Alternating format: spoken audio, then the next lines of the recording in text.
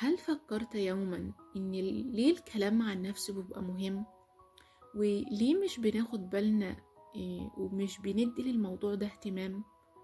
حابة النهاردة إني أتكلم معاكم عن إزاي حديثنا مع نفسنا بيغيرنا للأفضل وللأحسن، وبناخد بالنا من خلال يومنا إحنا عملنا إيه صح وغلط، ونراجع نفسنا وحاسبوا أنفسكم قبل أن تحاسبوا.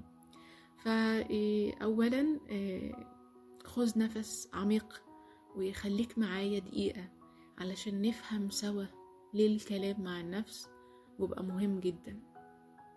أولا يا صديقي، احنا طول اليوم بنسمع أصوات كتير، بس قليل قوي لما نسمع نفسنا.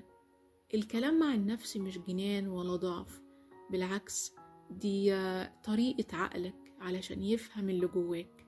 لما تكلم نفسك بلطف عقلك بيهدى وقلبك بيطمن.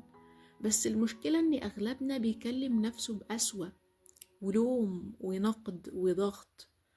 لكن لو غيرت الطريقة وقلت لنفسك أنا بحاول، أنا كفاية، أنا هعدي، هتلاحظ فرق حقيقي.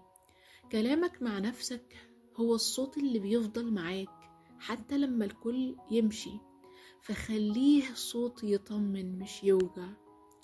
واسمح لنفسك تكون صاحب نفسك مش عدوها.